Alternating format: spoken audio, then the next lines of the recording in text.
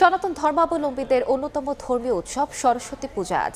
বিদ্যার দেবী সরস্বতীর আরাধনায় শিক্ষা প্রতিষ্ঠান মন্দিরে চলছে পূজা অর্চনা। এই মুহূর্তে ঢাকা বিশ্ববিদ্যালয়ের জগন্নাথ হলে আছেন সহকর্মী উম্মে হানি। সরাসরি চলে যাচ্ছি তার কাছে। হানি,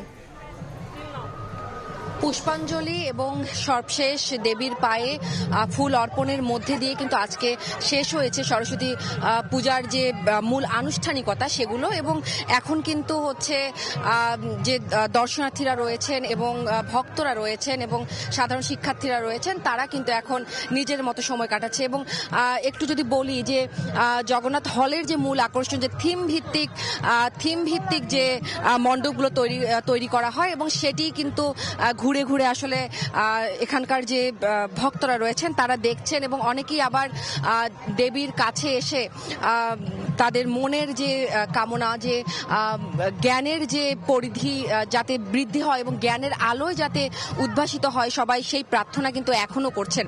এবং একটু বলে রাখি যে আজ কিন্তু সকাল থেকেই দেবীর আরাধনায় ব্যস্ত ছিলেন সব বয়সী মানুষ। একটু আগে কিন্তু এখানে পূজা শেষ হয়েছে এবং শেষতক শিশুদের হাতে খড়ির যে ব্যাপারটি থাকে সেটিও কিন্তু শেষ হয়েছে। এবং এখন কিন্তু সবাই আসলে প্রসাদ গ্রহণ করছেন, ঘুরে ঘুরে দেখছেন। এবং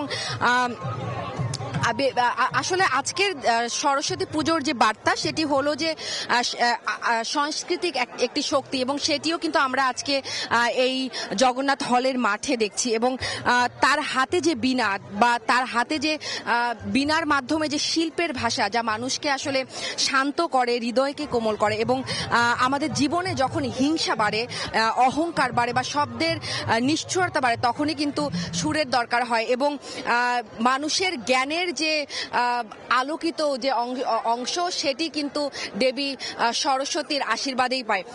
এই ছিল আমার কাছে জগন্নাথ হল থেকে সরস্বতী পুজো সর্বশেষ। সরাসরি যুক্ত ছিলাম জগন্নাথ হলে।